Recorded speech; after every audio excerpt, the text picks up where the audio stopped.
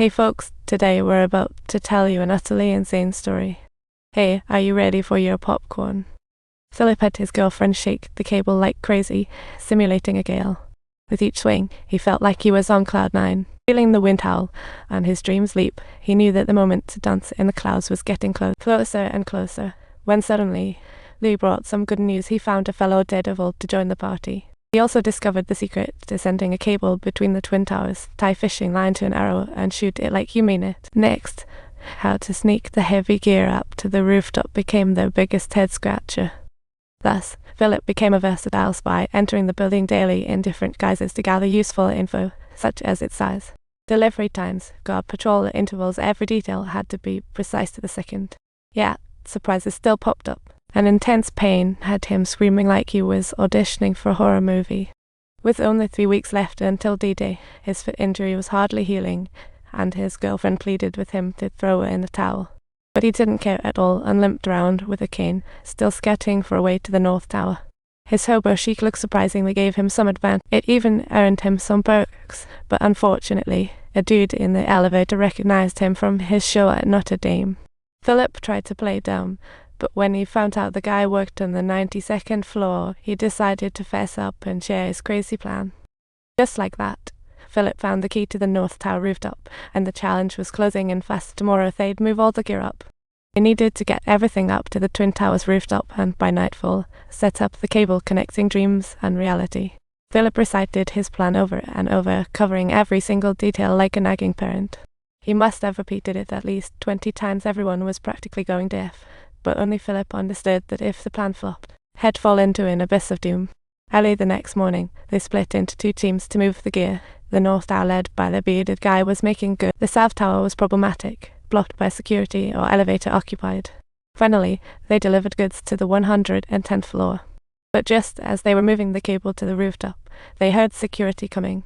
One teammate practically lost his lunch. Talk about a coward. Philip had no choice but to tell him to run down the stairs while he and another partner ducked under a top. Little did they know, beneath that top was a hidden vent.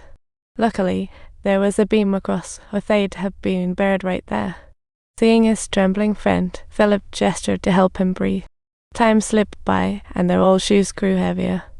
Their ankles began to throb, so Philip decided to whip off both their shoes to lighten the load. His injured foot was oozing blood like a horror movie scene. After what felt like an eternity, the outside finally calmed down, but they were 3 hours behind schedule. They were running out of time. The 2 rushed to get the cable to the rooftop, then signaled Louis to fire the arrow. Philip heard the arrows whoosh, kind of like a superhero move, but he couldn't find where the arrow landed. He stripped down to feel for the fishing line and finally found that arrow at the building's edge. After snagging it, they did the same as before, pulling the rope with the fishing line, then pulling the cable with the rope. Subtitle, however, they still underestimated the immense weight of the 200-kilogram steel cable.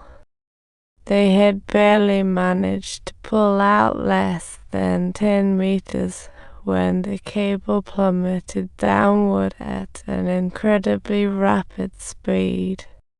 Had it not been for Philip's swift reflexes, this mission would have been a total bust.